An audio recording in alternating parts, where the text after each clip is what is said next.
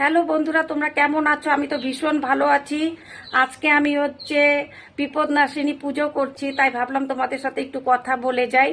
আর প্রত্যেক বছরই করি, তাই এবছর দুদিন পড়েছে, শনিবার আর মঙ্গলবার। যেহেতু বলতেও খারাপ লাগে। আর যেহেতু মঙ্গলবারে আবার আমি থাকছি না, আবার যাচ্ছি আমার নাতিনের অন্নপ্রাশন। ছেলেটাকে কি বলে গো? নাতি নাতনি, হ্যাঁ নাতিনের অন্নপ্রাশন, সেখানে যাব। তা আমি এবার পুজো করছি। তা আমি এখন আর সব কিছু ফল টল কেটে নিইনি, যতটুকু কেটেছি, কেননা সবাই বিকালে আসবে তো। তা এখন গরমের দিন, আজকে ভীষণ গরম পড়েছে, তার জন্য একটু সব কিছু লুচি টুচি সব কিছু পরে করব। আগে পুজোটা করে নিই, 5 ফল দিয়ে আগে পুজোটা করে নিই, পরে সব কিছু করবো। আজকে খুবই ব্যস্ত, কিন্তু ভীষণ ভালো লাগে, একটা বাড়িতে পুজো করলে ভীষণ আনন্দ লাগে। তা আমি তোমাদের সাথে গল্প করে পাঁচালি পড়বো, তারপরে এমনি দেখাচ্ছি তোমাদের সব। এই যে আগে আমি ঘরের ঠাকুরকে দিয়ে নিলাম, আর এখন আমি বিপদনাশিনীকে পুজো করব। এই যে আমার ছোট্ট মা, হ্যাঁ আমি এই যে এই ঠাকুরটা বানিয়ে এনেছি। আর এই দেখো, আমি অত সুন্দর করে সাজাতে পারি না তোমাদের মতো, তবু পুজো করতে ভীষণ মন চায়। পুজো করতে কার না ভালো লাগে বলো?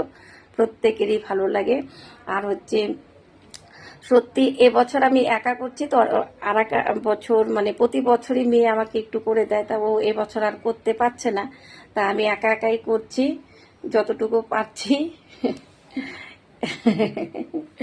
আর সত্যি তোমরা ভীষণ ভালোবাসো আমাকে, আমি জানি, আমিও তোমাদের ভীষণ ভালোবাসি। তোমাদের সত্যি খুব খুব ভালো লাগে আমার, এত সুন্দর সুন্দর করে এত কিছু কমেন্ট করো না, মনটা ভরে যায় জানো তো। আর আমি একটু ইয়ার্কি করি সবার সাথে। আজকে আমার কমেন্টে রিমি বলেছিল কি যে লেখো না, একটু হাসাই সবাইকে, হাসি খুশি থাকতে। সবকিছু যখন রেডি করে ফেলেছি, আর দেরি করে লাভ নেই, তা ভাবলাম পুজোটা আমি এক মনেই করবো। সেটা তোমাদের সাথে দেখাতে পারবো না, তাহলে অনেকটাই দেরি হয়ে যাবে। আমি এখন পুজোটা করি একদম শান্ত মনে, মানে মনটাকে শান্ত করে। এমনি তো চঞ্চল আমি, মনটাকে শান্ত করে খুব সুন্দরভাবে পুজোটা করি। আর তোমরা সবাই যারা যারা পুজো করছো একটু কমেন্টে জানাবে। সবাই করছে, অনেকেই করছে জানি। তারপরে পুজো দেওয়ার আগে যে আমাদের আমি আর আমার এক বৌদি গিয়েছিলাম কালকে বাজারে, পুজো করব। বৌদিও পুজো করছে, আমিও পুজো করছি। সেটার একটা কাহিনী আছে, সেই ভিডিওটা ছাড়বো। তা অনেক কিছুই আছে, যে সত্যি মানুষ ঠিকই বলে ভগবান আছে, ভগবান সত্যি সবার জন্যই আছে। আর কি বলি, প্রত্যেকবার এই কথাটাই হয়। খুব ভালো লাগে তোমাদের মনে কি তুমি সামনে, আমি এখানে, যে দেখবে তখন তুমি সামনে আমি এখানে। তাহলে রাখছি, সবাই ভালো থাকো।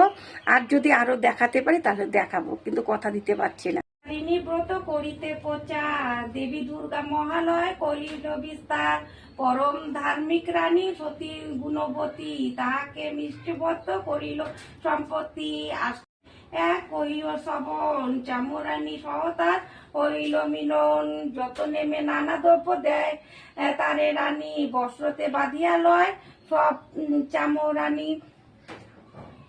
একদিকে কহে রানী চামরানী পতি, কুইচ্ছা হইল মনে শুনিও সম্পত্তি।